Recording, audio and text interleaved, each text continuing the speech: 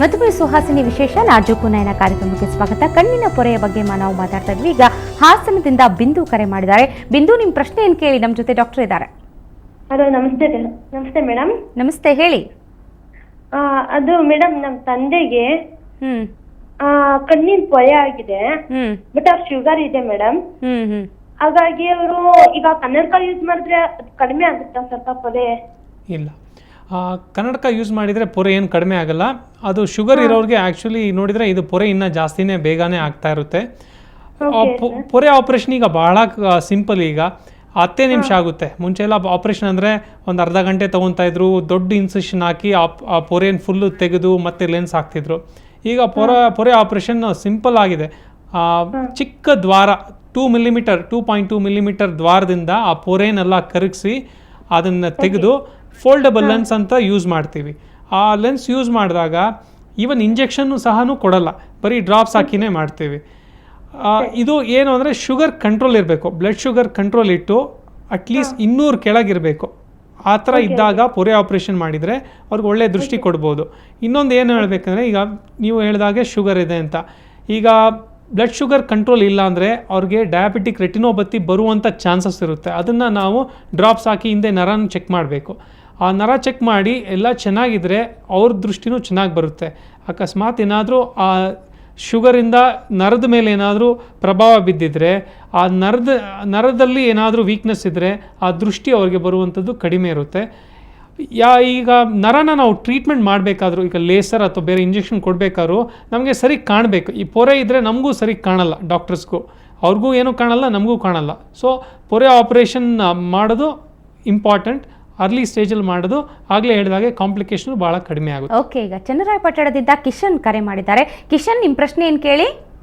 Hello madam, ಕೇಳಿ ಪ್ರಶ್ನೆ. ಇದು ನಮ್ಮ ಅಕ್ಕಂಗೆ ಒಂದು 6 months ಇಂದಾನು ಐಬಾಲ್ ಸುತ್ತ ರೆಡ್. ಹಲೋ, ಹಾ ಹೇಳಿ.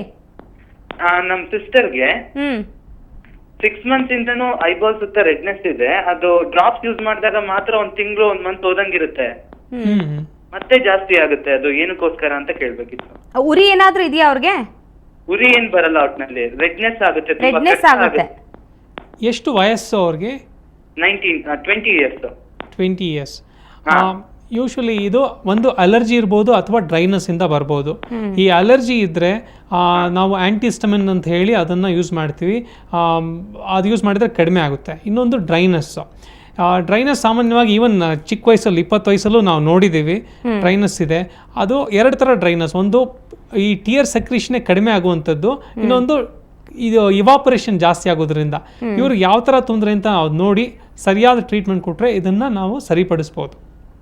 ಓಕೆ ಡಾಕ್ಟರ್, ಸಾಮಾನ್ಯವಾಗಿ ಅಂದರೆ ಕಣ್ಣು ತುಂಬ ಸೂಕ್ಷ್ಮ, ಆಪರೇಷನ್ಗೆ ಎಲ್ಲರೂ ಹೆದರ್ತಾರೆ. ಆದರೆ ಈಗಿನ ಒಂದು ಟೆಕ್ನಾಲಜಿ ಬೆಳೆದ ಹಾಗೆ ಆಪರೇಷನ್ ತುಂಬ ಈಸಿ ಅಂತ ಹೇಳಿದ್ರೆ, ಕೊನೆಯದಾಗಿ ಏನು ಟಿಪ್ಸ್ ಕೊಡೋಕ್ಕೆ ಇಷ್ಟಪಡ್ತೀನಿ ನೀವು? ಅಂದರೆ ಕಣ್ಣಿನ ಆಪರೇಷನ್ ಮಾಡಿಸ್ಕೊಳ್ಳೋದೇ ಒಳ್ಳೇದು ಅಂತ ಹೇಳ್ತೀರಾ ಪೊರೆ ಬಂದಾಗ? ಓಕೆ, ಆ ಪೊರೆಗೆ ಟ್ರೀಟ್ಮೆಂಟ್ ಅಂದರೆ ಆಪರೇಷನ್ ಒಂದೇ.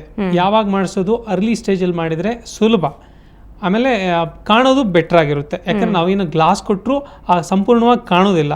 ಈಗಿರುವಂಥ ನಾವು ಎಲ್ಲನೂ ನಾವು ಕಣ್ಣಿಂದನೇ, ಈಗ ಟಿ ವಿನಾಗಲಿ ಕಂಪ್ಯೂಟರ್ ಆಗಲಿ ನೋಡುವಂಥದ್ದು ನಮಗೆ ಕ್ಲಿಯರ್ ವಿಷನ್ ಬೇಕಿದೆ. ಈವನ್ ನಾವು ಓಡಾಡಬೇಕಾದ್ರೆ ಕ್ಲಿಯರ್ ಆಗಿ ವಿಷನ್ ಬೇಕು. ಈ ನೋಡಿದರೆ ರಸ್ತೆ ಎಲ್ಲಿ ಹಳ್ಳ ಇದೆ, ಎಲ್ಲಿ ಇದು ಇರುತ್ತೆ ಗೊತ್ತಾಗಲ್ಲ. ಈಗ ನಮಗೇನೋ ದೃಷ್ಟಿ ಕಡಿಮೆ ಇದ್ದರೆ ಅದನ್ನು ನಾವು ಜಡ್ಜ್ ಮಾಡೋಕ್ಕೆ ಕಷ್ಟ ಆಗುತ್ತೆ. ವಯಸ್ಸಾದ್ಮೇಲೆ ಪೊರೆ ಬರುತ್ತೆ. ಪೊರೆ ಬಂದಾಗ ಏನಾದರೂ ನಾವು ಎಡವಿ ತಡವಿ ಬಿದ್ದರೆ ಫ್ರ್ಯಾಕ್ಚರ್ ಆಗುವಂಥ ಈ ಸಿಂಪಲ್ ಪ್ರಾಬ್ಲಮ್ ನಾವು ದೃಷ್ಟಿನ ಚೆನ್ನಾಗಿಟ್ಕೊಂಡ್ರೆ ಈ ಫ್ರ್ಯಾಕ್ಚರ್ ಅಂತ ಅನಾಹುತನ ನಾವು ತಪ್ಪಿಸ್ಬೋದು.